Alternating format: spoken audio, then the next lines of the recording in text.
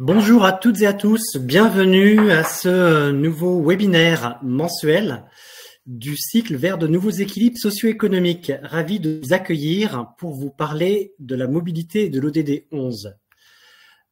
Alors, deux mots de contexte. Ce webinaire, dans quoi il s'inscrit? Il s'inscrit dans un cheminement collectif. Global tout d'abord, puisque ce que montre parfaitement l'agenda 2030 des ODD, on a une époque où, quelle que soit son organisation, chacun s'interroge finalement sur son modèle socio-économique. En France, près de 15 ans de recherche empirique ont permis de capitaliser une connaissance partagée et de 2018 à 2022, l'étude d'impact de l'ODD 17 a permis de qualifier, de mesurer et d'illustrer finalement les effets du faire alliance sur tous les modèles d'acteurs en France. Et depuis 2020, en partenariat avec le JAPVA, le rameau copilote le programme Reconnaissance des modèles socio-économiques d'intérêt général. C'est un programme qui est directement issu de la feuille de route ministérielle sur l'accélération des alliances stratégiques, avec 3 objectifs: partager une culture commune de cette diversité des modèles, donner des clés à chacun pour se repérer et se positionner, et apprendre collectivement à en piloter la complexité. Alors aujourd'hui, on poursuit notre cheminement avec le 13e webinaire du cycle vers de nouveaux équilibres socio-économiques, CAP 2030 vers l'ODD 11, la mobilité pour tous. Ravi de vous y accueillir, un webinaire organisé en partenariat avec l'Institut pour la recherche de la Caisse des dépôts et WeMove, et qui j'ai le plaisir d'animer. Et pour recontextualiser le cheminement de nos cycles de webinaires, on a eu 2 grandes séquences.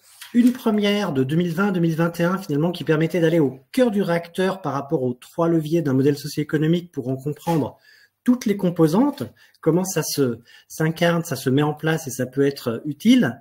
Et depuis 2022, une nouvelle séquence est ouverte pour élargir finalement le champ de vision et d'analyse avec une logique d'étude des écosystèmes pour finalement arriver à mieux saisir la complémentarité des modèles socio-économiques des profils d'acteurs, dans quoi ils s'inscrivent au service d'un enjeu commun, bien sûr, mais incarné par différents domaines d'action et sur une diversité de territoires.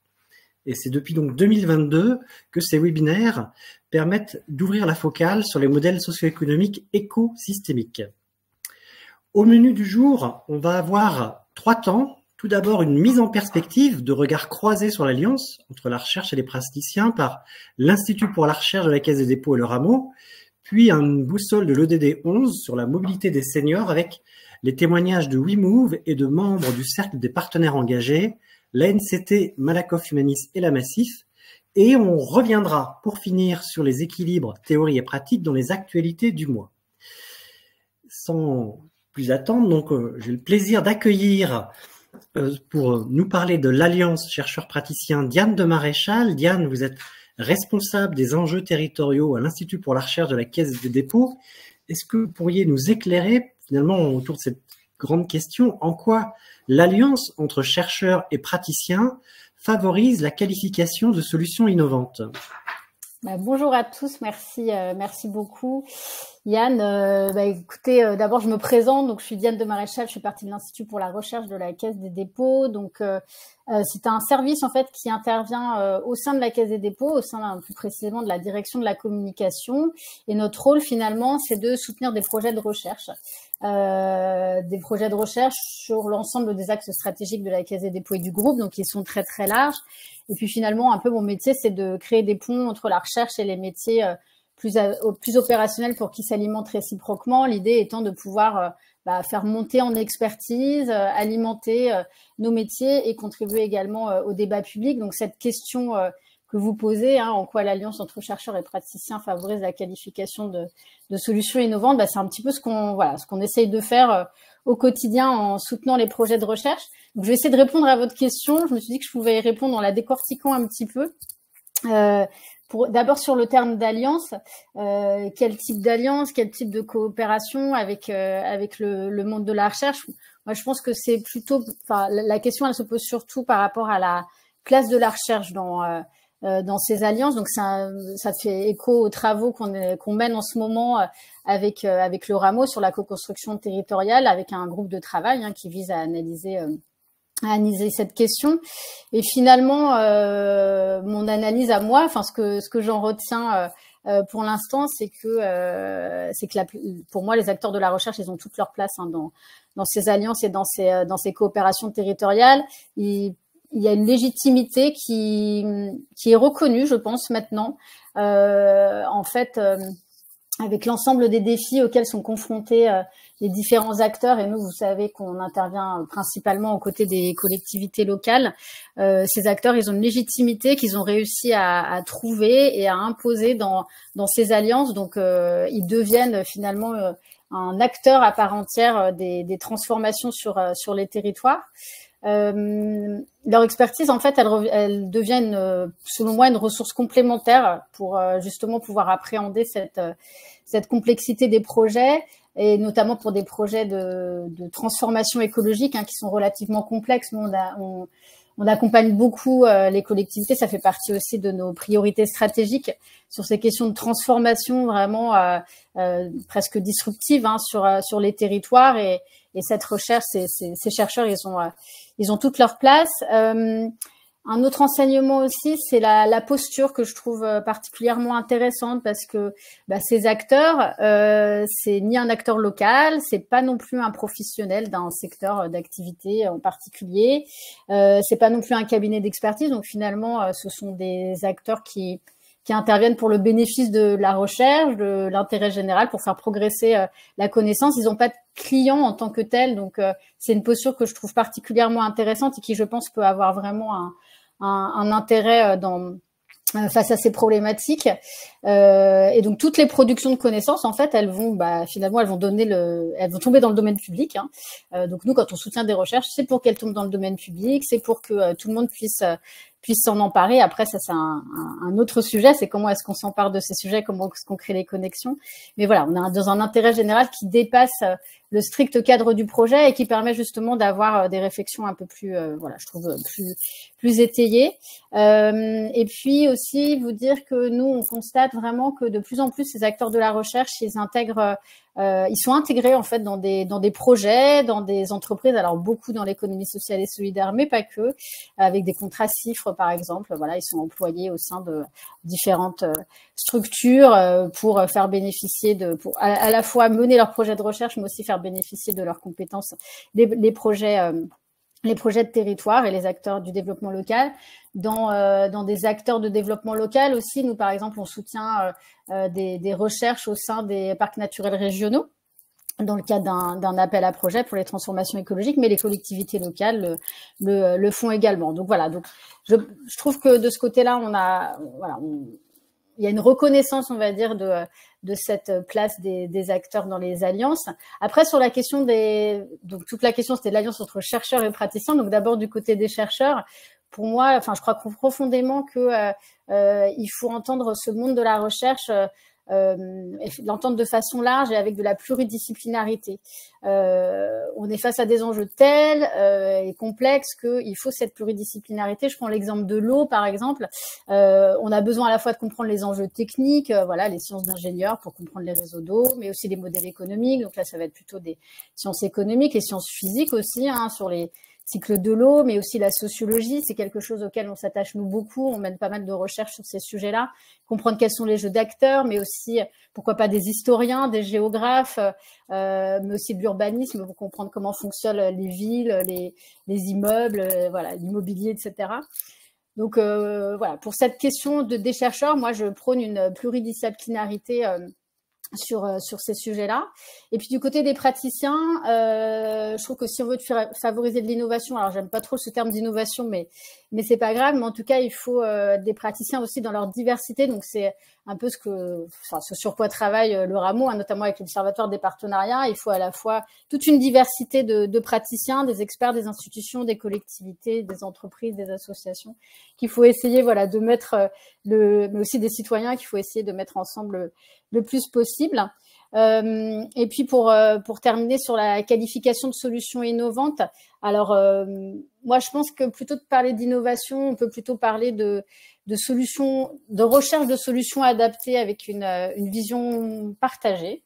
Et je préfère m'attarder sur le thème de qualification parce que je pense que c'est là que se trouve la réelle valeur ajoutée de la recherche.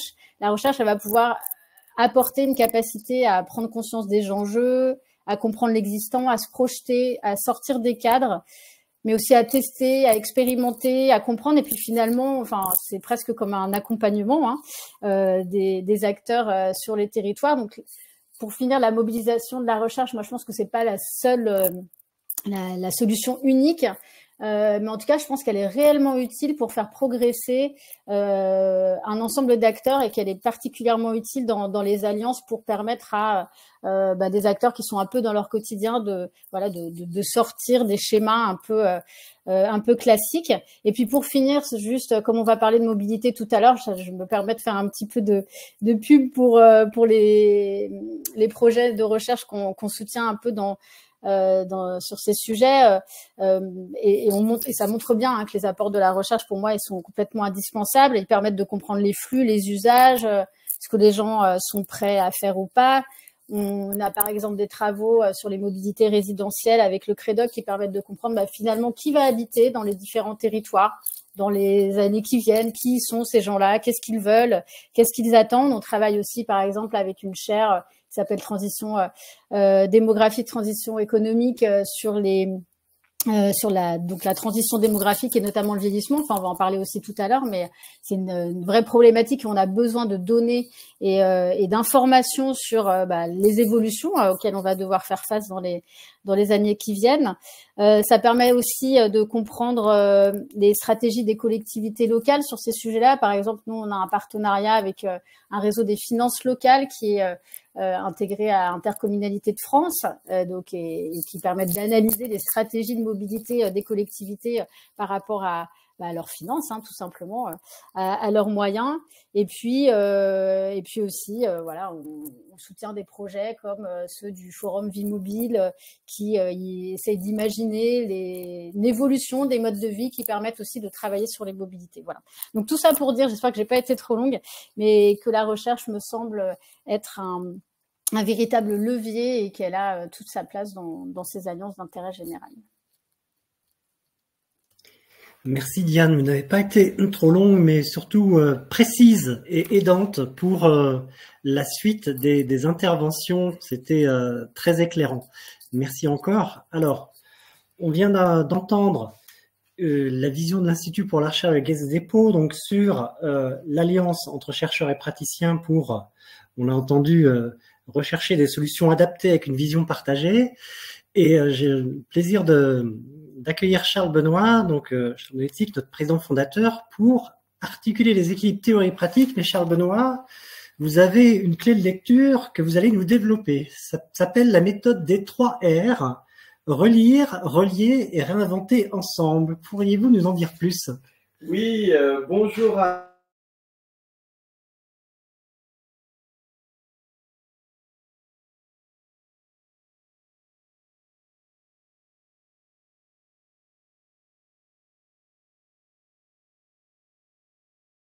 Acte qui a marqué le rôle du Rameau comme laboratoire de recherche empirique sur la co-construction du bien commun.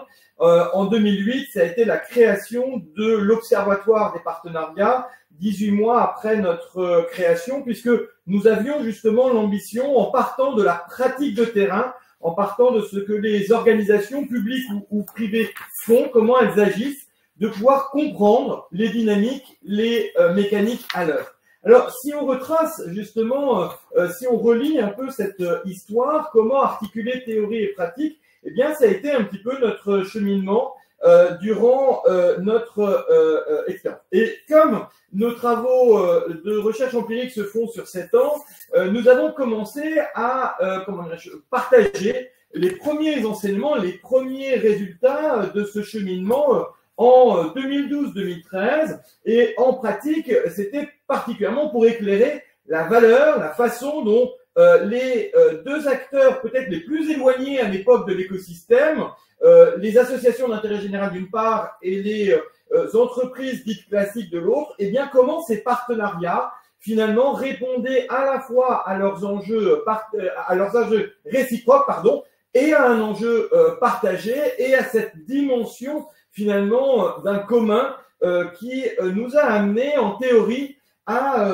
poser la question d'une troisième économie passerelle entre l'économie productive d'un côté et puis l'économie de solidarité, qu'elle soit publique ou privée de l'autre.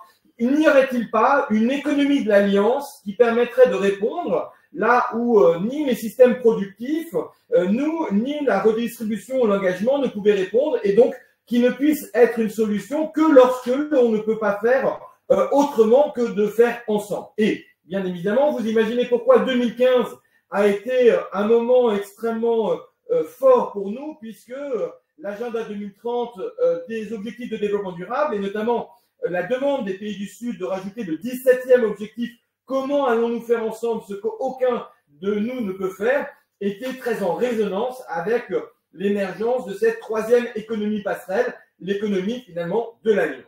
Alors, ça tombait bien parce que 2015, c'était un moment où nous avions avancé, bien évidemment en pratique, et nous rendions compte alors au Conseil économique, social et environnemental, sous la présidence de Jean-Paul Delevoye à l'époque, de ce référentiel sur les modèles socio-économiques finalement un peu atypiques qui sont ceux de l'investissement dans l'innovation sociétale. Et c'était la publication en 2015, en juin 2015, de ce fameux référentiel de l'investissement sociétal. Et d'ailleurs, si vous voulez retrouver les mots de Florent Gilbert à l'époque, très intéressant, j'ai réécouté le replay, n'hésitez pas à aller sur notre site, on peut retrouver ce mot, les mots de Jean-Paul Delevoye, aussi ce tout à fait passionnant de Louis Schweitzer, qui à l'époque était commissaire général à l'investissement. Bref, comment est-ce qu'on investit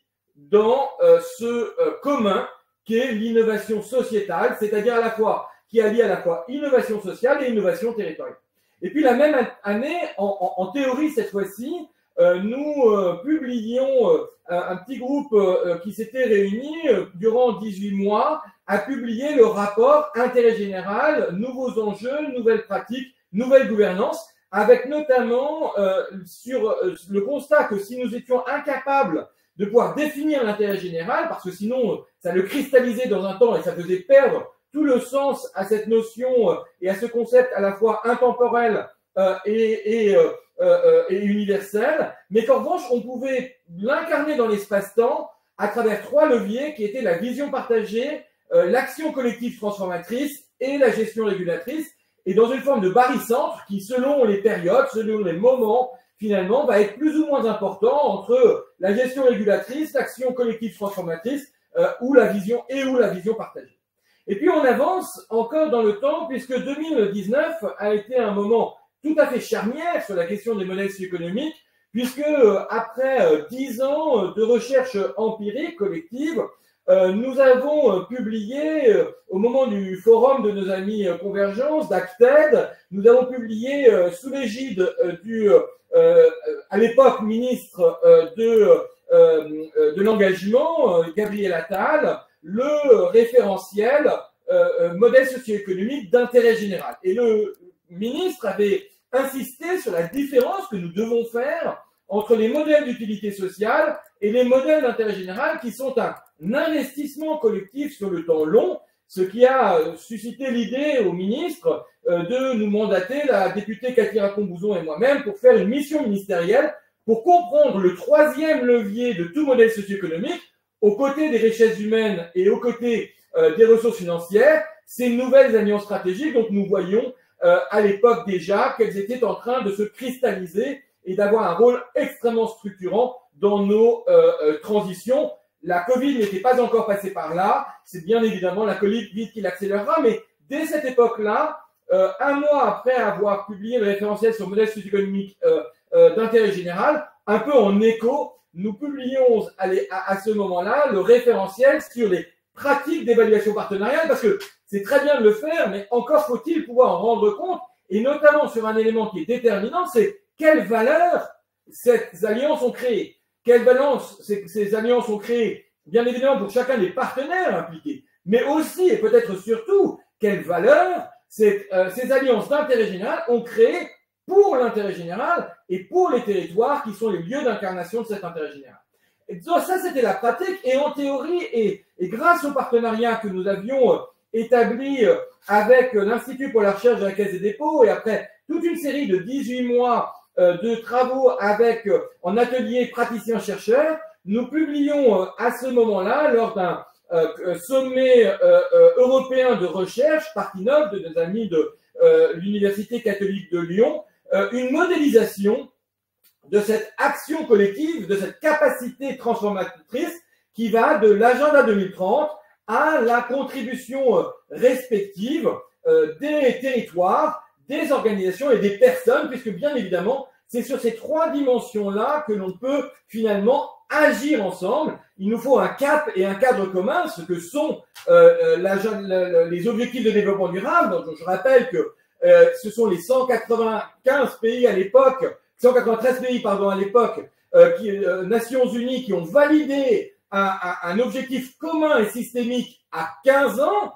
et que quelque part seules ces 196, puisque 3 nouvelles nations existent depuis, pourraient avoir légitimité pour déconstruire ce cap et ce cadre commun. Mais si ce cap et ce cadre commun nous donnait l'échéance de 2030, encore faut-il savoir comment respectivement les territoires qui sont les lieux de l'incarnation de l'intérêt général, les organisations, qu'elles soient publiques ou privées, et bien évidemment chacun d'entre nous peut y contribuer à une capacité à activer finalement l'intérêt général, puisque c'est bien tous ensemble que nous pouvons réussir cette transformation. Et puis en 2023, eh bien, deux éléments là encore qui articulent toujours dans cette même dynamique de la jambe droite et de la jambe gauche, je ne sais pas qui est laquelle et laquelle, mais en tous les cas dans cette marche permanente pour articuler théorie et pratique, eh bien c'est la plateforme Trajectoire socio-économique que nous avons lancée avec la ministre Prisca Thévenot au moment du Forum national des associations et des fondations le 18 octobre dernier, et puis en même temps ce livre commun discours de la méthode pour partager le mode opératoire sur finalement comment agir ensemble en respectant la position de chacun.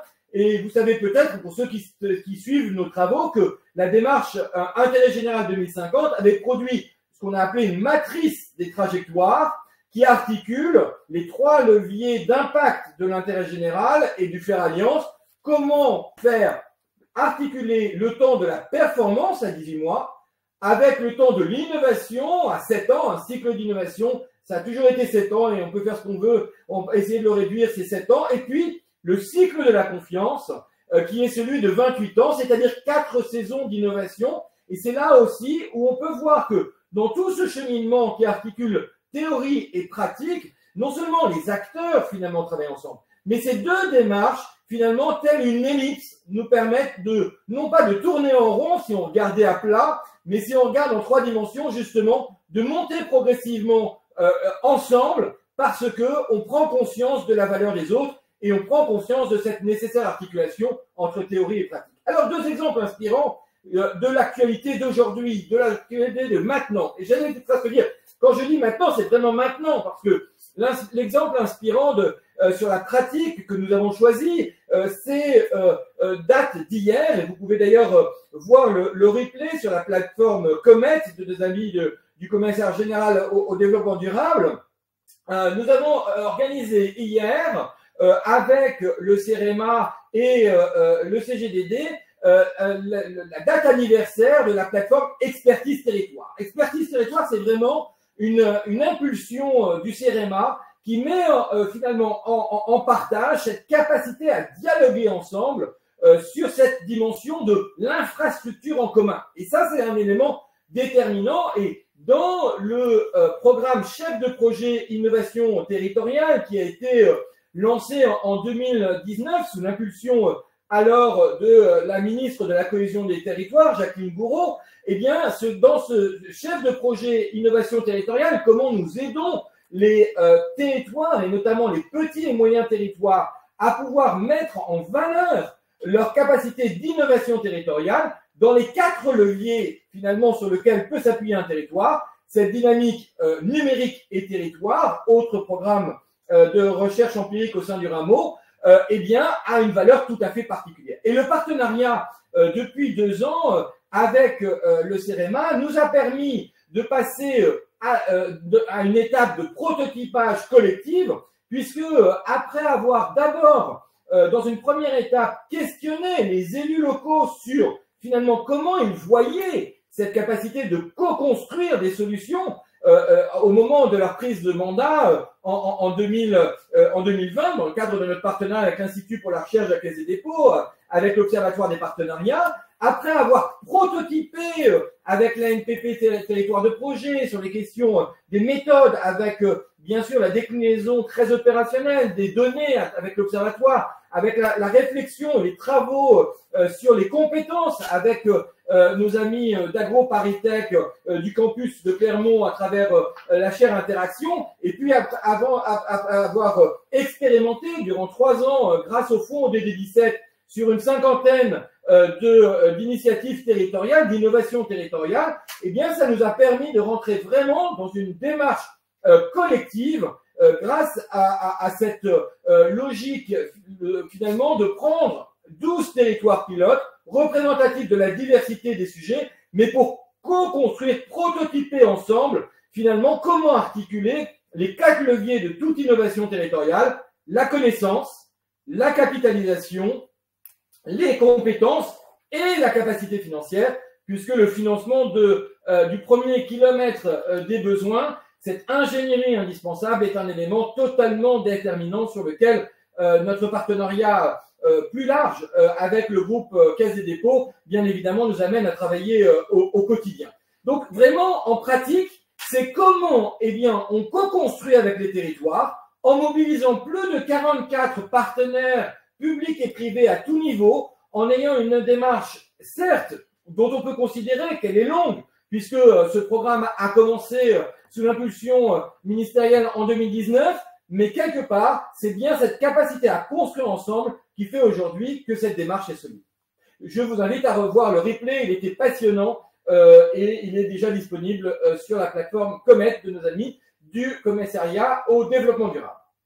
Côté théorie, je ne vais pas être très long puisque, bien évidemment, Diane a précisé le travail en commun que nous faisons, juste peut-être pour rappeler que durant 5 ans, nous avons vraiment cheminé dans cette capacité à se poser la question comment, finalement, cette articulation praticien-chercheur sur la territorialisation des transitions peut être un acteur d'activation de cette transformation. Vous rappelez qu'en décembre dernier, nous avons publié ensemble le 3e cahier de recherche commun, ODD17, économie et territoire, après ceux qui donnaient à voir les impacts du fer à nuance, puis les leviers systémiques pour les activer. Et bien maintenant, concrètement, allons sur les territoires, assumons cette territorialisation des transitions, dont, que ce soit au niveau français, mais aussi international, la reconnaissance est aujourd'hui que, bien évidemment, il faut inventer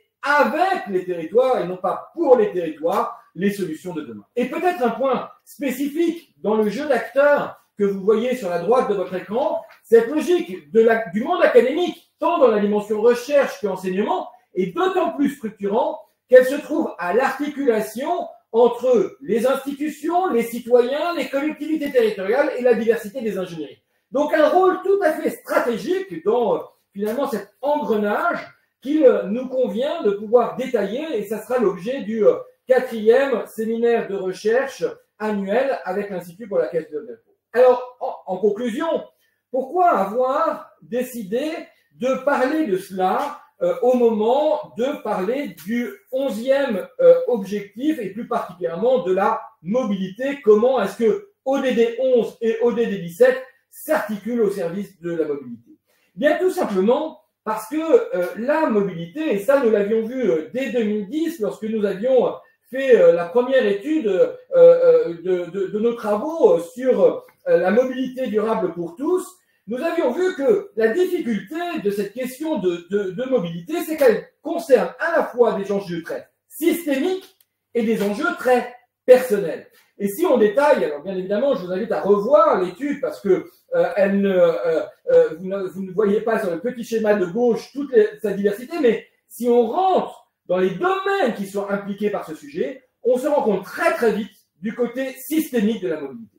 Et ça, c'est très intéressant parce que c'est systémique en termes d'action, mais c'est systémique aussi en termes de dimension impactée et de diversité en fonction de l'acteur qui est impacté. Et on comprend donc que la solution de mobilité, c'est pas une solution universelle pour tous qui arrive de façon unique, mais c'est bien une capacité à tenir compte de la réalité la plus incarnée soit-elle, que ce soit pour la personne ou que ce soit pour le territoire d'ailleurs. Et puis pourquoi WeMove? Parce qu'il se trouve que à la même période et avec une chance un petit peu, je dois dire un petit peu drivée quand même, c'est les premiers éléments que nous avons partagés avec Florence Gilbert, la directrice générale de WeMove, et j'allais dire c'est en 2010 cette rencontre extrêmement intéressante sur finalement la conviction très forte que la mobilité était un sujet dont nous n'avions pas conscience collectivement de son impact systémique, a fait en sorte que le début de l'aventure commune ne s'est jamais arrêté, d'autant plus que au même moment, nous avions la chance de travailler avec nos amis de Renault qui se posaient la question de comment rentrer dans une vraie stratégie incarnée de social business en France. En France, à l'époque, le social business était à l'international, mais très très peu en France.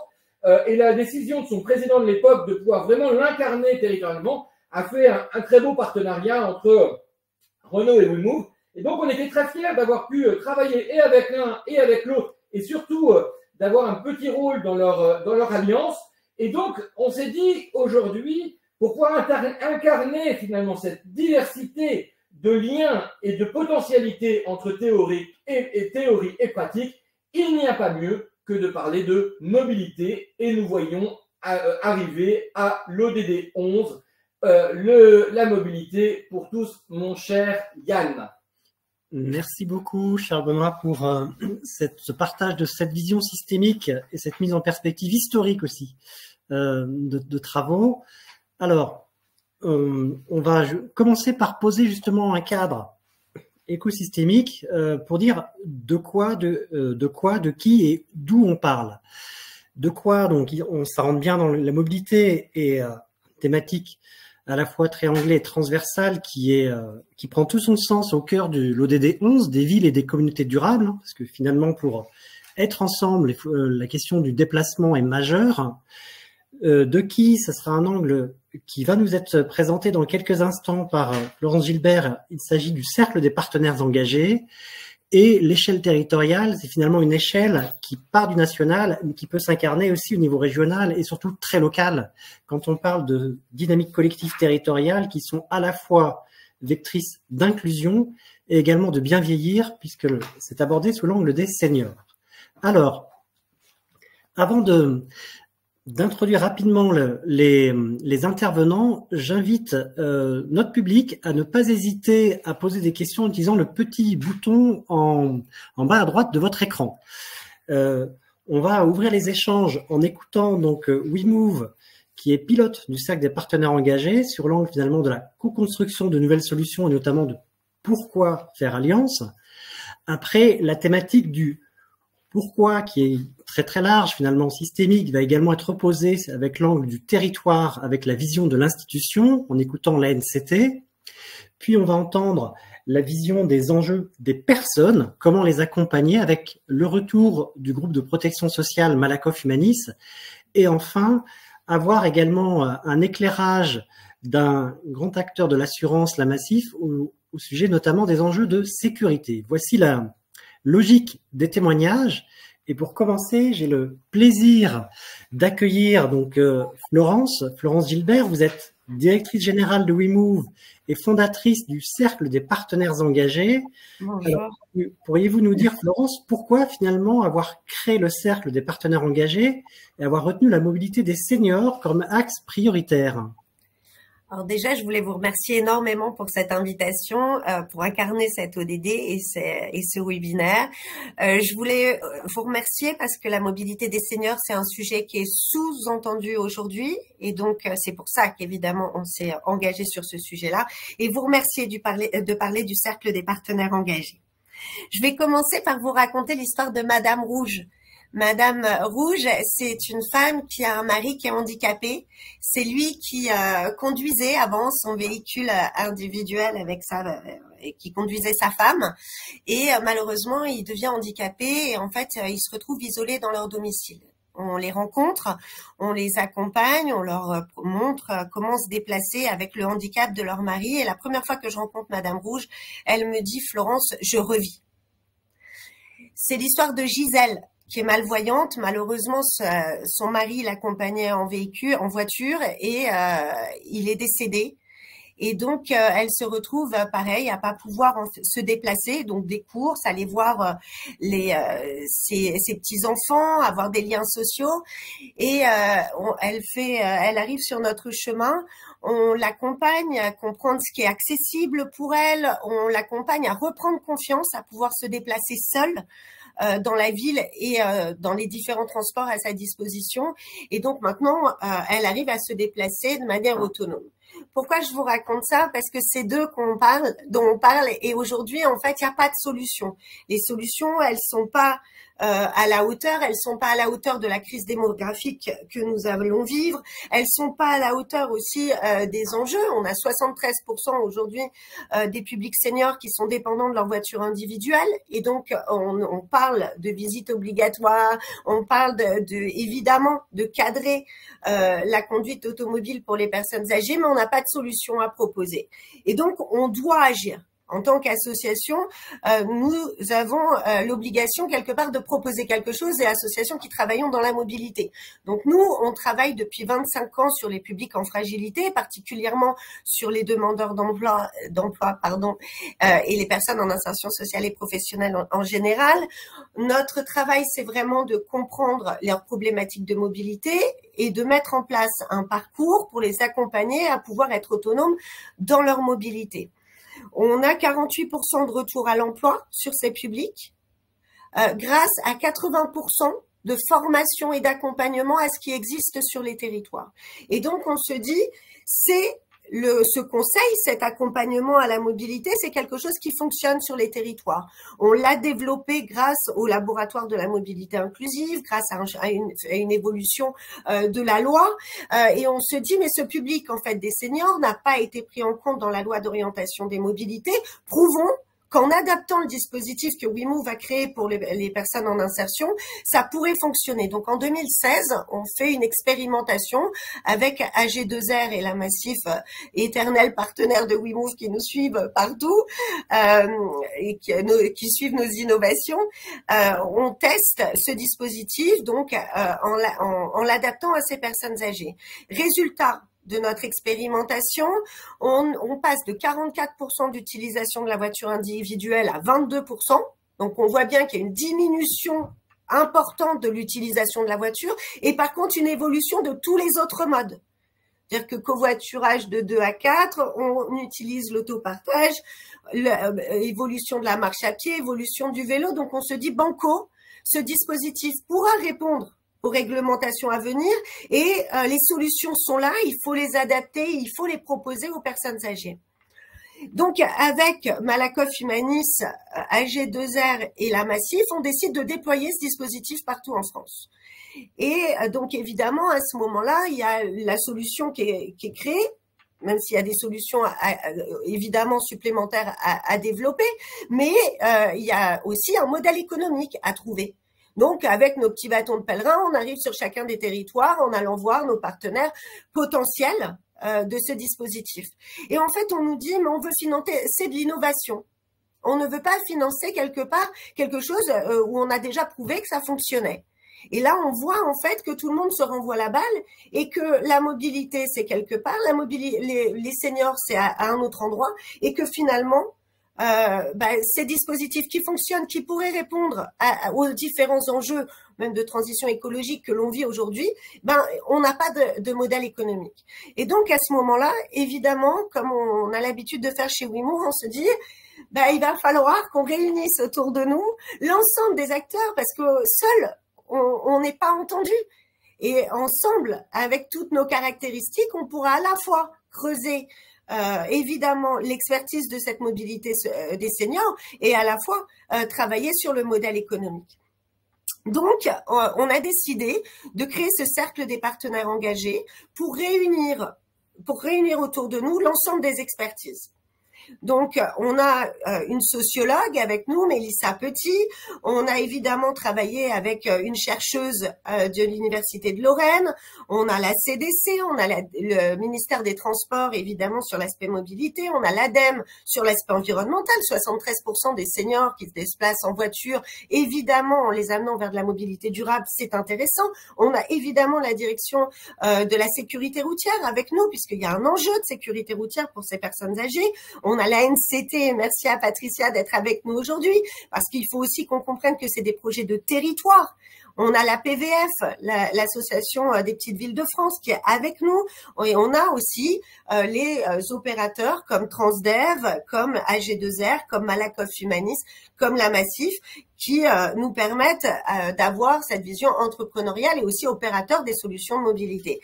Et évidemment, on a demandé au Rameau et à Charles Benoît en particulier de nous accompagner, à la fois pour nous faire part de son expérience, mais aussi pour nous apprendre à parler les uns avec les autres, parce qu'une association qui parle avec des chercheurs qui parlent avec des entreprises et l'État, bah évidemment, on n'a pas les mêmes temporalités, on n'a pas exactement les mêmes enjeux, et donc c'était vraiment important pour nous d'avoir aussi le Rameau autour de ce cercle des partenaires engagés pour avancer rapidement. Ce cercle des partenaires engagés, juste 3 secondes, il permet 2 choses, à la fois un plaidoyer, de construire un plaidoyer, de faire reconnaître les problématiques des seniors, et donc on travaille sur l'anticipation, on travaille sur de nouveaux métiers à créer autour de la mobilité, et on travaille aussi sur des opérations territoriale où on va aller ensemble travailler le modèle économique. Donc ça va de qui doit être mis autour de la table du modèle économique, comment on fait évoluer le financement de la mobilité des seniors par le biais des autorités organisatrices de la mobilité. Et ça va également dans combien serait prêt à payer, à financer les personnes âgées qui le pourront, un service comme le nôtre. Voilà. Donc, merci beaucoup à nos partenaires d'être là pour montrer aussi pourquoi eux, ils se sont engagés auprès de nous dans le cercle des partenaires engagés. En tout cas, merci encore pour cette invitation et pour ce petit focus sur la mobilité des seniors qu'on a bien besoin. Merci Florence. Un plaisir de vous entendre revenir sur la genèse du cercle et de vos convictions avérées par la preuve de terrain et des études sur la mobilité des seniors. Alors, on va poursuivre le tour d'écran en écoutant finalement la vision d'une institution publique, en écoutant Patricia Andriot. Patricia, oui, vous m'entendez? Oui, voilà. Donc, vous êtes chef de projet ruralité et coordinatrice du programme Village d'avenir de la direction ruralité et montagne. Est-ce que vous pouvez nous dire finalement quels sont les enjeux territoriaux de la mobilité des seniors? Oui. Alors, je ne sais pas si vous voyez mon écran également. Oui. Oui, ok, parfait. Alors, attendez, c'est moi qui... Voilà, lecture en... Ouais. Oui. Ben, merci également. Merci pour l'organisation de ce temps sur un enjeu qui effectivement est important et qui est quand même dans le viseur des politiques publiques. Alors peut-être de manière récente, mais en tout cas dans le cadre de France Ruralité et avant ça de l'agenda rural, c'est quand même un sujet qui n'est pas oublié. La mobilité en particulier, mais la mobilité et les seniors. Donc peut-être rappeler en quelques mots le contexte et le rôle de la NCT par rapport à ces enjeux mobilité pour les seniors notamment, et puis présenter 1 ou 2 mesures. Donc je rappelle pour ceux, je ne sais pas si tout le monde connaît la NCT qui est l'Agence nationale pour la cohésion des territoires. L'ADN de notre activité, c'est vraiment d'apporter de l'ingénierie aux collectivités, donc aux territoires, mais principalement par les collectivités, les territoires fragiles. Ça veut dire quartier politique de la ville et territoires ruraux, pour faire court, et de répondre à un enjeu de cohésion territoriale, donc de coopération entre les territoires ruraux et urbains, mais pas seulement entre territoires. Et donc, par rapport aux questions de la mobilité, l'action donc l'ANCT n'est pas une agence de financement, contrairement par exemple à la Banque des Territoires, mais plutôt bien d'apport d'ingénierie. Mais pour nous, les enjeux sont triples. C'est quels sont les besoins d'ingénierie pour développer les réseaux structurants de la mobilité. Donc bien sûr les réseaux ferroviaires, etc.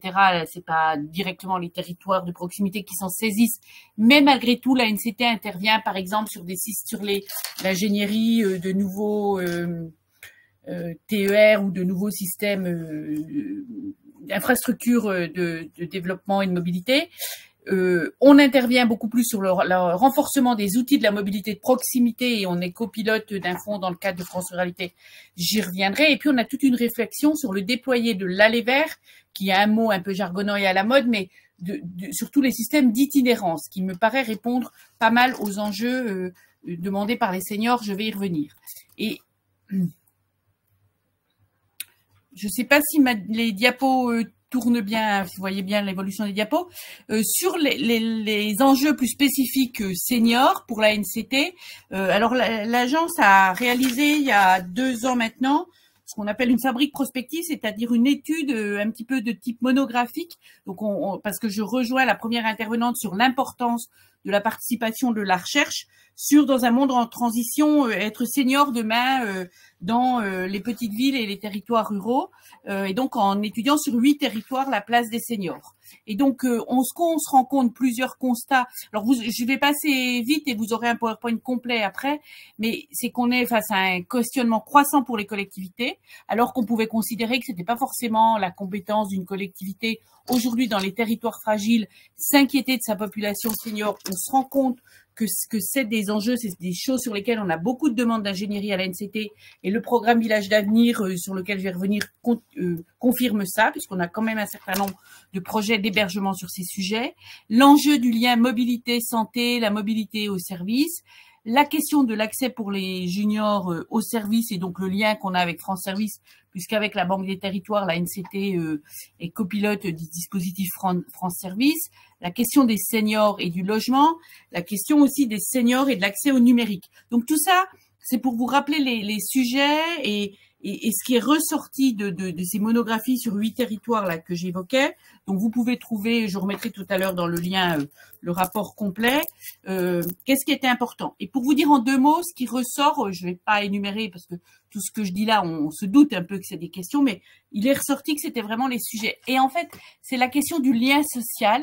Donc la mobilité est importante, mais comment on ne s'enferme pas dans un isolement, que ce soit digital ou physique, avec le vieillissement. Et donc, comment une collectivité de proximité, que ce soit une commune ou une interco, puisque c'est beaucoup vis-à-vis de ce niveau de collectivité qu'on agit, qui ne crée pas directement le lien social. Mais par contre, le but d'une collectivité, c'est de créer l'écosystème favorable à ce lien.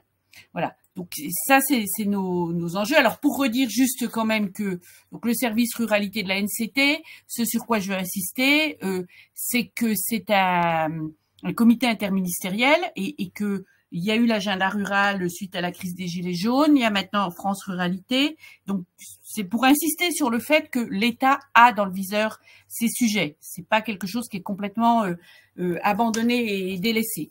Et puis il y a donc notre méthode de travail, c'est d'installer quelques dispositifs mais c'est vraiment d'installer une gouvernance des politiques publiques en faveur des territoires fragiles, parce qu'on se rend compte qu'il existe déjà beaucoup d'outils, mais que les territoires qui en ont besoin savent pas forcément s'en saisir. C'est pour ça qu'il y a des référents ruralité dans chacun des ministères et qu'on travaille beaucoup avec la DGITM, et qu'il y a des référents ruralité dans chacune des préfectures. Et puis, ne pas perdre de vue que la NCT soutient un certain nombre de structures nationales. Vous voyez sur l'écran, notamment Familles Rurales, Foyers Ruraux, MRJC, enfin, les associations qui sont vraiment structurantes pour le milieu rural, et puis participe aussi avec d'autres à des appels à projets.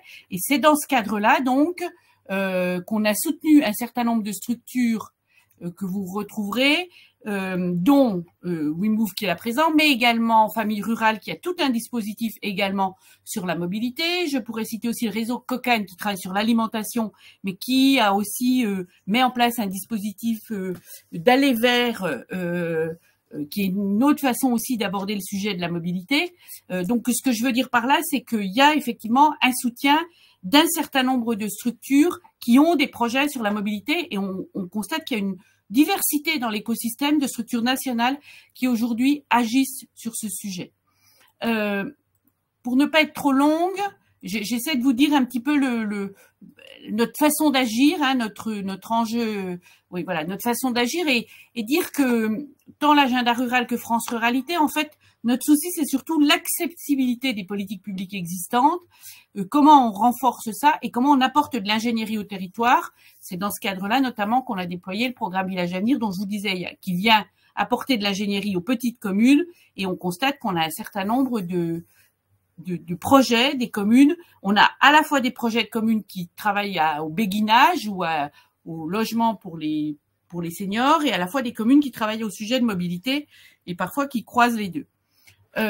Également dire que avec la DGITM, dans France Ruralité, vous avez sans doute vu qu'il y a une mesure sur la mobilité, le développement des mobilités en zone rurale, et c'est une mesure qui relève du fonds vert, hein, qui permet, qui vise à développer on est bien sur la mobilité de proximité, le covoiturage, les ZFE, mais ça me concerne moi en milieu rural évidemment, et les mobilités durables en zone rurale, et c'est sur ce fonds, c'est sur cette dernière ligne qu'il y a un fonds de 30 millions d'euros par an pour accompagner les collectivités des territoires ruraux qui veulent avoir un projet de mobilité durable, innovante et solidaire, on insiste, et donc on voit remonter un certain nombre de projets pour la mobilité des personnes âgées et des personnes seniors. Donc voilà, vous aurez le PowerPoint avec tous les détails, je ne vais pas détailler plus que ça, mais c'est accessible à tous. Des exemples de projets qui peuvent être soutenus sur de la mobilité partagée, de l'accès au transport à la demande, qui est une réponse très concrète pour la mobilité des personnes âgées. On se rend compte que les personnes âgées sont très consommatrices de ces services de TAD, de transport à la demande. Des plateformes aussi de covoiturage, des accès aussi à travers des plateformes. Donc voilà des exemples de projets qui sont soutenus très concrètement par ce fonds. Et je réinsiste pour dire que nous, notre ADN à l'agence, c'est de comprendre, mais par quelles sont les problématiques, et pour ça, on fait des monographies, notamment par la Fabrique des territoires, et on s'allie à la recherche, et notre métier, c'est d'apporter des solutions, d'aider les collectivités à consolider leur écosystème territorial par une ingénierie adaptée. Et on a plusieurs outils d'ingénierie comme les chefs de projet Village d'Avenir, les volontaires territoriaux en administration où on finance les communes rurales qui embauchent des jeunes, mais on pourrait citer aussi les chefs de projet PVD. Enfin, et on amène de l'ingénierie donc directement sur les territoires, soit par des cabinets d'études adaptés, quand c'est une étude qu'il faut faire ou quelques jours, ou aider à la rédaction d'un cahier des charges, ou par un appui plus durable dans le temps avec du financement de chefs de projet et d'ingénierie sur place pour répondre à ces enjeux. Voilà un petit peu ce qui me semblait important de dire comment on prend en compte cette problématique qu'on a bien dans le viseur, puisqu'on a fait cette étude en 2022-2023 dont je vais mettre le lien, et la palette des outils avec lesquels on répond. Mais pour réinsister sur le fait qu'on a nos maîtres mots, c'est l'ingénierie, c'est la diversité des écosystèmes. Donc nous, notre souci, c'est bien de soutenir une diversité de structures nationales qui agissent, parce qu'on ne croit pas qu'il y a un seul acteur ou un seul type de projet qui peut tout faire. La diversité des problématiques est telle qu'il faut une diversité de réponses, et dire que l'État est quand même au rendez-vous pour prendre en compte cette problématique. Voilà ce que je pouvais dire dans un premier temps. Merci Patricia pour cet éclairage qui montre bien l'ampleur du sujet et de vos propos. J'ai été très sensible à la question de l'isolement qui était en filigrane et un peu au cœur de l'étude que vous avez évoquée sur les enjeux structurants de la mobilité des seniors, notamment dans les territoires ruraux. Alors, on vient d'écouter le regard donc d'institutions publiques sur la vision territoriale. Écoutons à présent celui de l'action sociale. Pour en parler, j'ai le plaisir d'accueillir Maryse Poulneau. Maryse, vous êtes directeur de projet au sein de la direction retraite complémentaire à action sociale de Malakoff Humanis. Qu'est-ce que vous pouvez nous partager sur les besoins et enjeux d'accompagnement des seniors ? Merci Yann, et au plaisir voilà, de partager avec vous ce moment. Alors, je vais, en fait, pour éclairer mes propos, resituer donc le groupe Malakoff Humaniste, ça permettra en fait d'éclairer le cheminement qui conduit à cet enjeu de la mobilité. En fait, voilà, nous accompagnons nous sommes un groupe de protection sociale au service de l'intérêt général, et nous intervenons en faveur du bien vieillir, de l'avancée en âge et de la santé, avec une diversité de métiers, que sont la retraite complémentaire Agir Carco, et en prévoyance et en santé. Et nous accompagnons, vous voyez, donc les quelques chiffres, 600 000 entreprises clientes, 6 millions de retraités et 7 millions de salariés. Et une action sociale qui est issue des fonds sociaux, avec une organisation territoriale qui permet d'avoir une compréhension, d'avoir une proximité avec nos publics, et avec, voilà, au niveau de l'action sociale, des partenaires engagés ou cercles engagés, dont le cercle, nous sommes membres depuis 2022. Voilà, donc nous agissons, nous, en faveur, en fait, des personnes en situation de fragilité ou en prévention de celle-ci, et avec des moyens pour permettre aux personnes en difficulté d'être protégées, et puis des moyens pour acquérir ou préserver ou de retrouver l'autonomie de chacun. Alors, nos bénéficiaires sont des actifs salariés aidants, des chefs d'entreprise, des retraités qui souhaitent maintenir le lien, et des veufs qui souhaitent aussi trouver une solution de mobilité pour aller aux ateliers, par exemple, organisés près de chez eux. Vous voyez, donc c'est vraiment important quand on parle de la personne, enfin de l'accompagnement de la personne. C'est un de nos collègues salariés qui s'occupe de son mari atteint d'une maladie invalidante et qui ne sait pas comment faire pour avoir une solution de mobilité. C'est Béatrice, chef d'entreprise, qui cherche des solutions pour améliorer la qualité de vie de ses salariés. Et puis, c'est des retraités qui sont seuls et qui souhaitent justement, compte tenu de leur situation d'isolement, cherchent à maintenir le lien. Et puis des veufs en général, voilà, une dame se retrouve veuve et a besoin d'une solution de mobilité pour continuer à vivre son quotidien normalement. Alors, vous l'avez bien compris, bien entendu, la mobilité, elle est au cœur de nos préoccupations.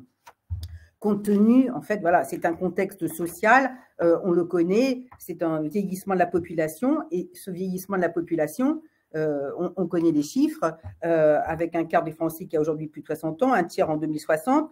Bon, on va assister bien sûr à une fragilité, un accroissement des fragilités et des difficultés, et puis on sait qu'en vieillissant, le tissu social s'appauvrit, avec aussi souvent une baisse des capacités cognitives, psychologiques et physiques, je veux dire, mais c'est aussi, voilà, le vieillissement, c'est aussi quelque part un apprentissage de toute une vie. Donc, il y a aussi cette vision-là. Et ce qui est important, bon, il y a 2 millions, tout à l'heure, on a évoqué les personnes isolées. Oui, il y a une aggravation significative des personnes isolées, bien sûr, qui vivent seules, qui sont aujourd'hui, un rapport de Petits Frères des Pauvres indique que 2 millions de personnes isolées, soit plus de 122% depuis. Voilà, bon, c'est pour donc vous situer le contexte. Donc, bien entendu, la mobilité, elle est au cœur de nos préoccupations. Moi, j'ai envie de, si vous voulez, la vision, de la définir, la mobilité, c'est quelque part, c'est un enjeu essentiel qui va s'exprimer selon ces différents axes, mais c'est déjà, se déplacer d'un point A à un point B, c'est aussi, avec une perspective de projet. En fait, pour la définir, je dirais, voilà, il faut pouvoir se déplacer et il faut aussi avoir toujours une perspective de projet. Donc, c'est à la fois ces 2 dimensions. Aujourd'hui, il y a des chiffres qui parlent d'eux-mêmes. Ce sont les chiffres du laboratoire de la mobilité inclusive. Il y a une étude qui avait été menée en 2018 qui montre l'inégalité d'accès aux services qui impactent le quotidien. On voit que 36% de la population a renoncé à faire des démarches administratives et que 30% a renoncé, en fait, en raison de difficultés liées au déplacement, à se rendre à un rendez-vous médical. 37% ont renoncé aussi à rendre visite à leurs proches. Et également, la mobilité, ça coûte cher. Donc, le coût élevé des déplacements est un véritable frein. Et aussi, je dirais qu'il y a une méconnaissance ou peu de connaissance des aides financières sur la mobilité, c'est ce qu'on constate. Et enfin, bon, l'impact sur l'environnement, il est là, le rapport du Haut Conseil pour le climat 2021. Bon, on connaît l'objectif de neutralité carbone en 2050. On voit que, bon, bien sûr, il y a 30% des émissions de CO2 qui sont issues du secteur des transports. Ça impacte quoi? Ça pose forcément des questions par rapport aussi aux impacts sur la santé, hein, puisque par rapport à la qualité de l'air, et puis aussi, attention aux plus précaires par rapport aux solutions de mobilité, puisque on s'oriente vers d'autres mobilités, mais il faut aussi accompagner ces publics-là. Donc, ces phénomènes, bon, tous ces phénomènes sont bien sûr accentués par les disparités territoriales, hein, ça a été dit. Et puis, je dirais que pour résumer, bon, les chiffres aujourd'hui, hein, on les connaît, c'est que pour plus de 4 Français sur 10, les déplacements quotidiens sont vraiment difficiles. Alors, par rapport à ces constats, je dirais que nos visions et nos actions, c'est de mettre au cœur de nos réflexions les plus fragiles et en prévention de celles-ci. Alors, je l'ai dit, hein, avec une attention particulière pour les publics isolés et précaires, mais aussi les aidants qui se trouvent confrontés à l'organisation de leur déplacement et ceux de leur aider, et qui sont vraiment, enfin, je dirais, qui apportent vraiment, nous invitent en fait en priorité à mettre les ressources humaines et les fragilités au cœur de toutes les questions socio-économiques. Donc, voilà l'enjeu, voilà pourquoi cette vision est exprimée aussi ainsi, et comment en fait nous agissons. Je dirais que nous agissons en partant des constats. Les constats, ils ont été évoqués tout à l'heure, mais en fait, je dirais que les constats, on voit qu'ils sont importants, je dirais qu'ils sont de plusieurs ordres. On sait la méconnaissance des solutions de mobilité. Il y a une appréhension psychologique par rapport à la mobilité. Il y a des villes, on sait, qui ne sont pas adaptées, et des rapports à la voiture avec une forte dépendance, et qu'il faut aussi accompagner. Et puis également, en fait, le rapport à la projection de soi, c'est-à-dire s'imaginer voilà, plus âgé. Moi, je le dis souvent, c'est qu'on chacun d'entre nous considère, enfin, c'est 10 ans de moins que son âge réel. Voilà, donc ça explique aussi, mais en fait, cette notion, elle est importante, évidemment, pour un groupe de protection sociale. Donc, nous agissons sur deux piliers, que sont la prévention et l'accompagnement. La prévention, comment? Par des actions, évidemment, d'information, de sensibilisation. Je peux vous donner également quelques chiffres, parce que c'est un petit... Bon, ça prouve, si vous voulez, comment l'importance de toucher les publics. Ces informations et ces sensibilisations, bon, nous avons touché en 2023 28 500 salariés, 6 100 participants aussi au stage de prépa-retraite. Et puis, il y a également un site qui est dédié aux aidants et à la perte d'autonomie, où il y a 1 800 000 visiteurs.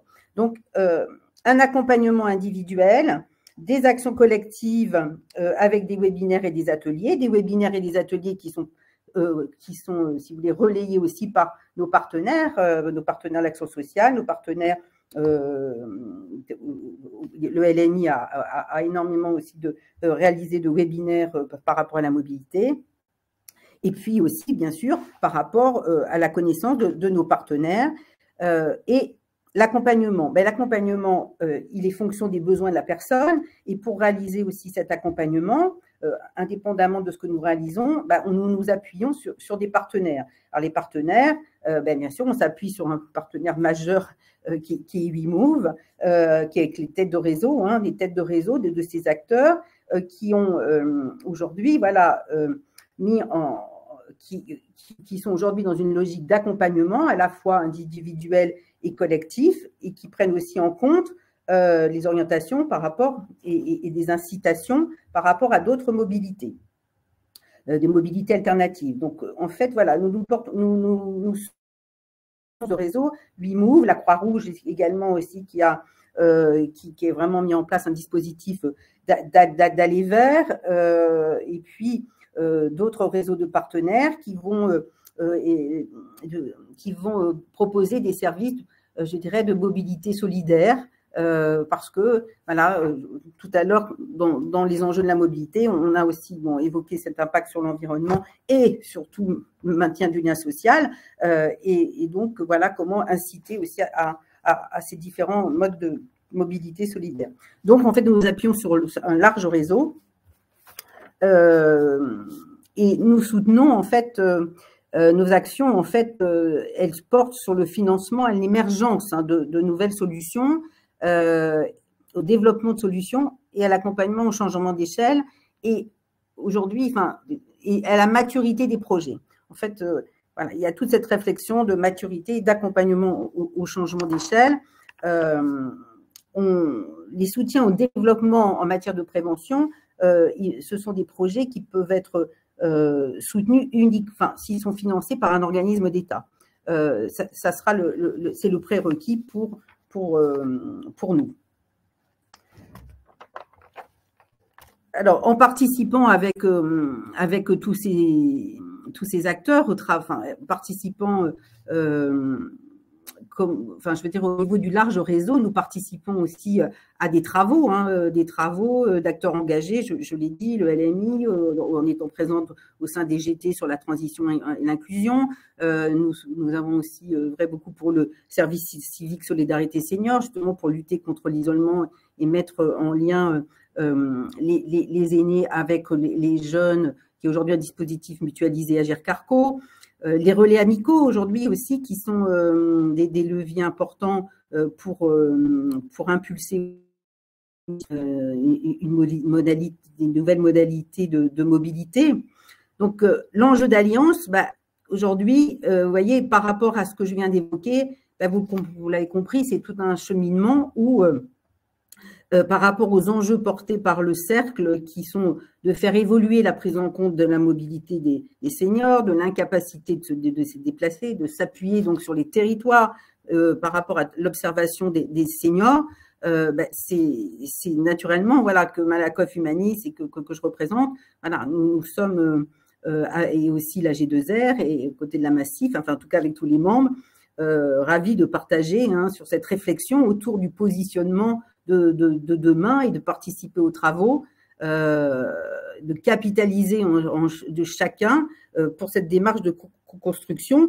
Et puis par ailleurs aussi, le cercle propose aussi de pouvoir se saisir, en tout cas en tant que membre, quand chacun de ses membres de l'évolution, nous pouvons également nourrir en fait la fédération sur l'évolution des besoins en termes de mobilité et jouer aussi notre rôle d'innovateur. Donc, vous voyez, ça conjugue à la fois des intérêts de chacun, du rôle que chacun a joué et des intérêts communs du cercle. Voilà, donc ce que je voulais partager avec vous aujourd'hui. Merci Maryse pour cet éclairage qui était très précis, documenté avec votre vision globale en plus des alliances.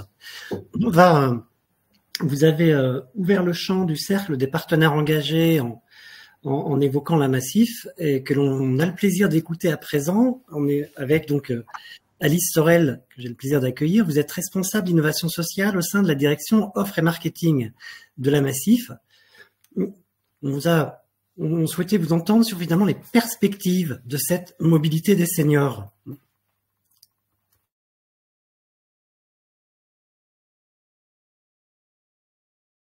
On ne vous entend pas, il faut mettre le son. Oui, j'avais mis. Oui, vous m'entendez? Oui, je l'avais réactivé. Merci beaucoup Yann. Et merci au Rameau pour l'organisation de ce webinaire très intéressant qui permet de vraiment bien poser les enjeux et les différentes pistes en effet de perspectives qu'il peut y avoir sur cet enjeu. Je ne vais pas revenir évidemment sur les enjeux de la mobilité des seniors au global, mais expliquer pourquoi la Massif évidemment s'intéresse à ce sujet-là. Donc moi, je vais me présenter, je suis Alice Sorel, je suis en charge de l'innovation sociale et environnementale, mais au sein de la direction offre et marketing. Donc, mes missions, c'est bien d'essayer de bien comprendre les besoins de nos sociétaires, les enjeux qui traversent notre portefeuille de sociétaires et comment on peut répondre à travers notre offre en créant des nouveaux services aux besoins de nos sociétaires. Donc, sur la dimension de la mobilité des seniors, c'est un enjeu fort pour la Massif sous différents leviers. Peut-être, Yann, j'ai pris une slide qui permet juste, nous, de poser les enjeux pour la Massif. On a 3 grands métiers. On est évidemment un assureur IARD, donc un assureur dommages sur la partie assurance auto, assurance habitation. On a une branche mutuelle santé et finance épargne. On est le premier assureur mobilité en France avec plus de 6,3 millions de contrats, donc on assure une personne sur 5. La question, là, j'ai pris un prisme un peu plus technique qui est rarement évoqué, mais qui est réel, c'est de dire qu'il y a une sinistralité des seniors qui est plus élevée que celle du reste de la population française et qui soulève la question des équilibres techniques du modèle économique pour les assureurs au sens large. Donc là, je prends ma casquette assureur et de dire que vous voyez le graphe, que les seniors sont donc statistiquement surreprésentés parmi les morts et parmi les tués sur les routes, plus de 17 points en moyenne par rapport à la population française, et que les facteurs d'accidents mortels des seniors diffèrent le plus souvent du reste de la population, puisqu'on voit dans le graphe d'en dessous qu'il s'agit principalement de malaise et d'inattention. Donc, c'est un enjeu, cet enjeu de la sécurité routière qui est identifié par les pouvoirs publics. Donc, nous, ça, c'est notre angle assureur que de dire, on a une population, d'un sociétariat qui est vieillissant et on a une sursinistralité de cette population. Mais on est surtout et avant tout mutualiste. On est la Massif, mutuelle d'assurance d'économie sociale et solidaire. Et donc, cet enjeu de la mobilité des seniors, on le prend surtout avec notre casquette mutualiste, que de dire, une fois qu'on a vu ces chiffres, une fois qu'on sait que notre équilibre technique, notre ratio est impacté, comment est-ce qu'on fait? Yann, je sais, vous pouvez enlever, je vais continuer pour bien prouver nous les enjeux qu'on a sur cette question-là. L'idée, c'est on a plusieurs enjeux, c'est de limiter la sinistralité de ces seniors-là par des actions de prévention et par des actions d'accompagnement, j'y reviendrai, de détecter les profils à risque, puisqu'il y a bien une question, tous les seniors ne sont absolument pas des dangers sur la route, c'est pas du tout ce que je dis. On a bien en amont une question de détection grâce à notre data, grâce à différentes données, des profils à risque. Et ensuite, on a bien un enjeu de démotorisation de nos sociétaires seniors qui, l'âge pivot, c'est en gros 85 ans, à partir du moment où les sinistres sont les plus importants et où les sinistres corporels, surtout, on a des sinistres corporels lourds, l'âge pivot, c'est 85-86 ans. Donc, sur cette partie de seniors, on a un enjeu de démotorisation, ce qui peut être assez paradoxal pour le premier assureur automobile français, mais c'est bien là où je prends notre casquette mutualiste, que de dire, on ne peut pas ne plus assurer ou ne plus accompagner en tout cas les seniors dans leur mobilité, puisqu'on connaît le lien, et Maryse et Florence l'ont démontré, le lien entre les liens sociaux, maintien à domicile et mobilité. Donc c'est de notre responsabilité d'assureur mutualiste que de travailler aussi l'angle démotorisation de ces sociétaires seniors en proposant des solutions alternatives à la voiture individuelle. Donc, on a bien 2 grands axes chez nous qui sont à peu près les mêmes axes que Maryse, les 2 grands axes de comment est-ce qu'on aborde ces enjeux-là et ce problème social de la mobilité des seniors. Un premier axe qui est de 60 ans à 75 ans, 85 ans, un axe de prévention. Comment est-ce qu'on accompagne nos sociétaires seniors en offrant des stages de mise à niveau, en offrant des bilans santé réguliers, les réflexes, etc., pour pouvoir bien accompagner nos sociétaires sur la partie prévention.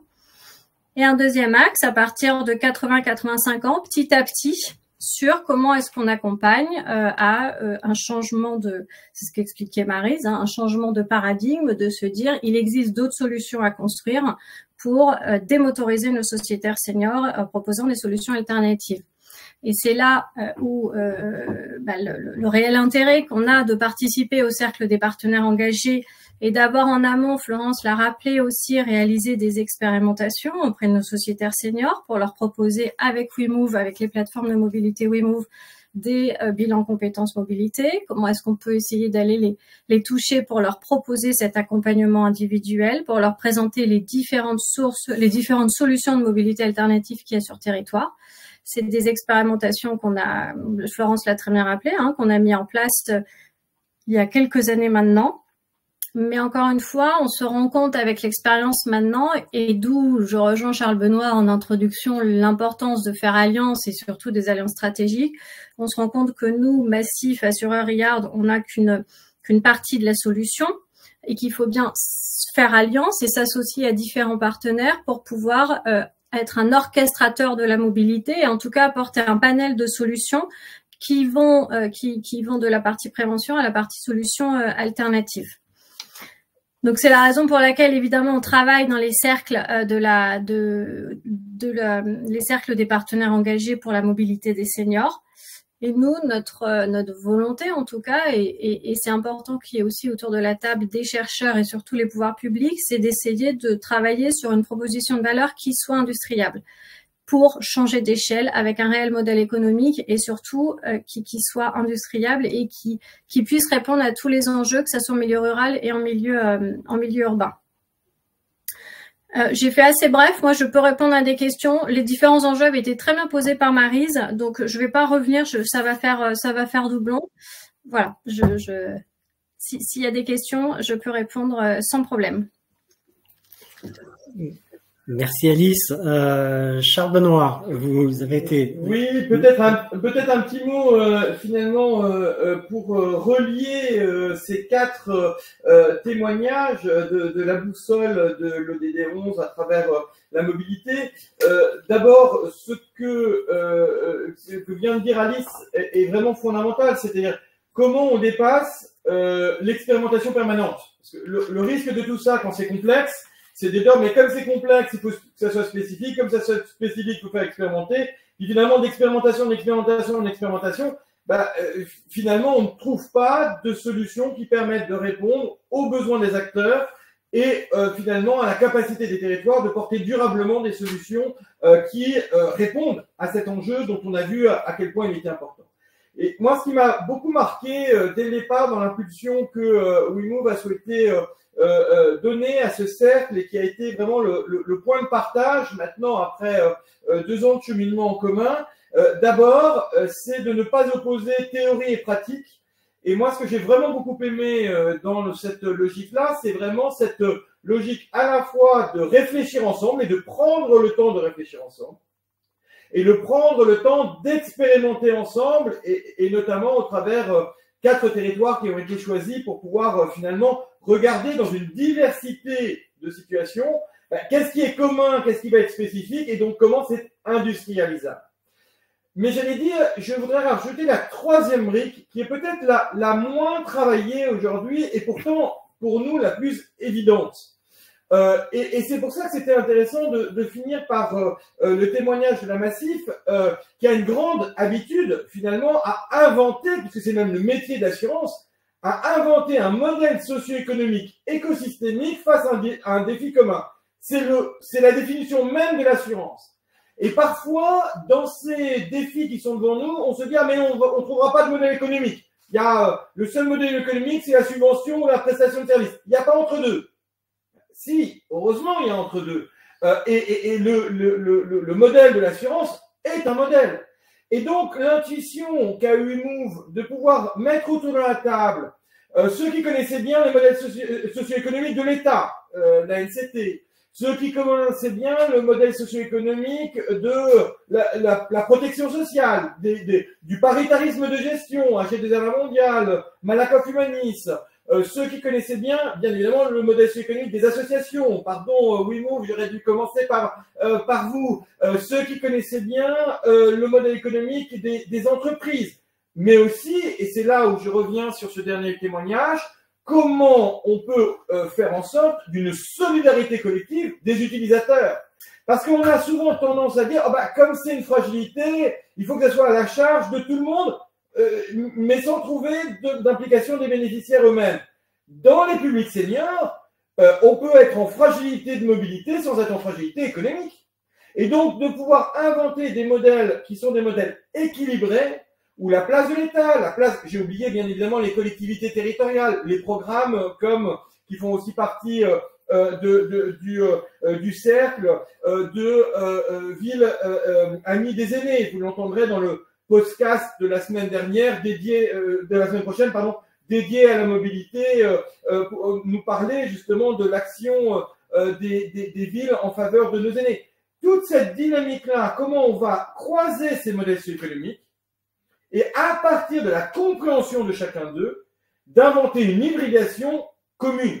Non pas commune pour que chacun ait le modèle socio-économique hybridé dans toutes ses logiques, mais pour qu'on ait un modèle socio-économique qui associe le modèle des associations, des collectivités territoriales, de l'État, du paritarisme de gestion, des entreprises, des contributeurs eux-mêmes, et quelque part de trouver cet équilibre socio-économique dans une vision écosystémique et non pas dans une solution unique, ce qui est absolument impossible. Et je finirai par là. Pour moi, ce qu'incarnent vraiment ces cercles des partenaires engagés, vous savez que le Rameau n'aime prendre la parole que quand il a suffisamment eu les mains dans le cambouis pour pouvoir être sûr de ce qu'il dit, c'est vraiment cette volonté commune de l'ensemble des membres de ce cercle de pouvoir comprendre le modèle socio-économique, c'est-à-dire de quelles compétences, de quel financement, de quelles alliances avons-nous besoin pour que l'équilibre de la maison se fasse. Or, nous l'avons vu, la question de la mobilité d'une part, la question de nos seniors d'autre part, est au cœur de notre vivre ensemble, et donc, quelque part, nous sommes au cœur de l'agenda 2030 des objectifs de développement durable, par une articulation de nouvelles solutions, grâce à la façon d'inventer ensemble ce qui est impossible de faire pour chacun d'entre nous. Ça n'est pas ni de la théorie, ni de la pratique, c'est bien un alliage des deux qui permet d'être très concrètement au service de nos territoires, et c'est bien ça la territorialisation de l'action.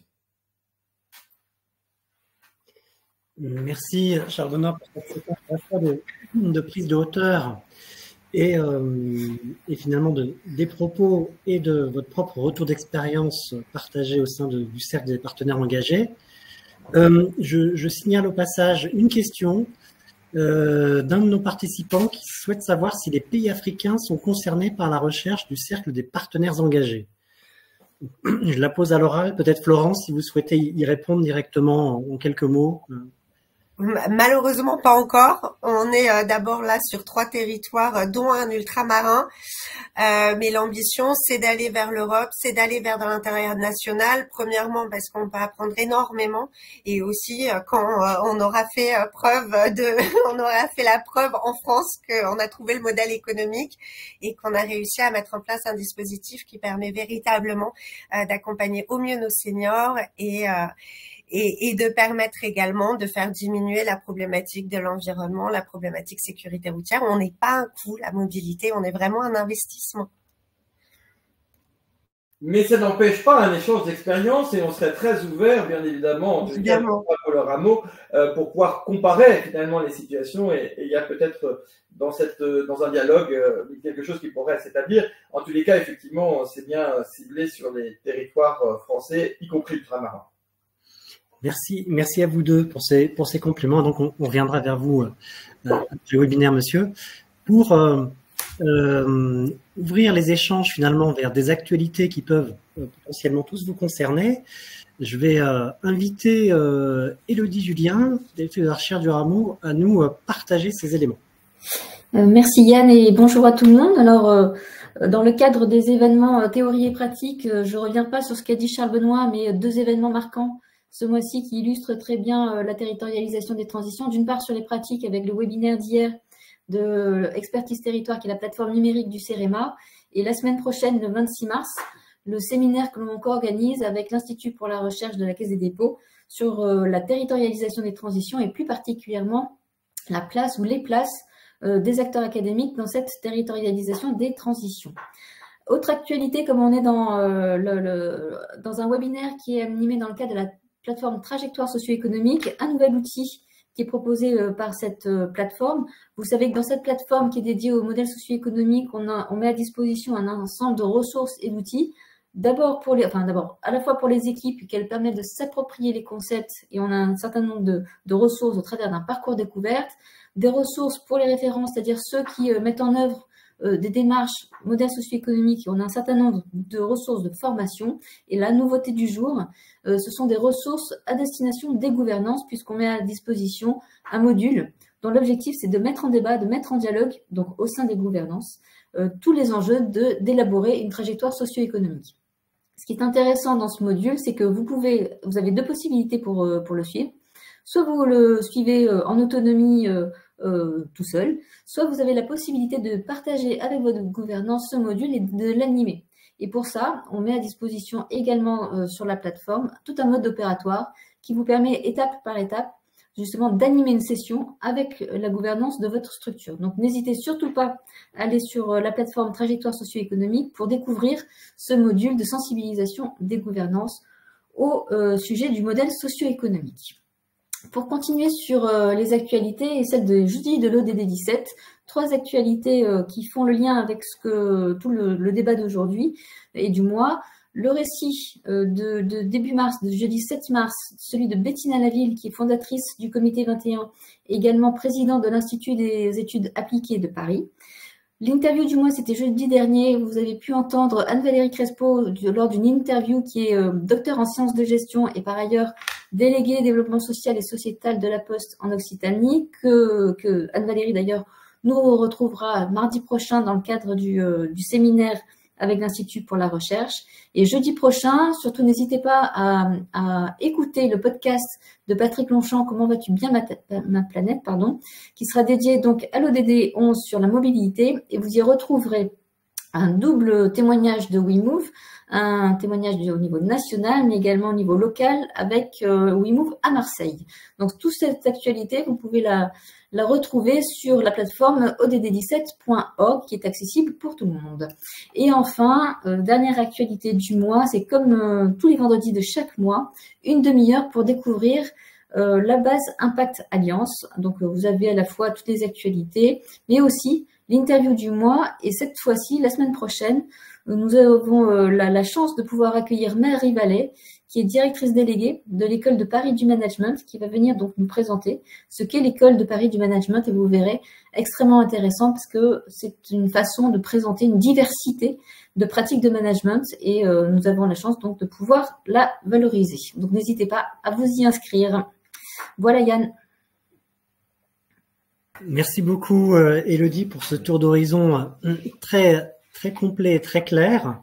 Alors, chers intervenantes et intervenants, chers participants, il me reste à vous inviter à, si vous le souhaitez bien sûr, à nous rejoindre à notre prochaine escale. Donc, jeudi 18 avril, pour le 14e webinaire de notre cycle, on parlera de l'ODD 2 et de l'agriculture durable en pratique en partenariat avec la Fondation GRDF, avec une vision au plus près notamment de territoires des Hauts-de-France. C'est un webinaire qui sera animé par le réseau des catalyseurs territoriaux. Voilà pour la suite du programme. Un très grand merci encore à chacune et à chacun des intervenants. Vos propos étaient très intéressants et complémentaires, et je crois, en regardant les mots de nos participants, qu'ils y ont été sensibles. Très bon après-midi à toutes et à tous, et à bientôt. À bientôt. À bientôt. Merci. Au revoir. À bientôt et merci. Au revoir.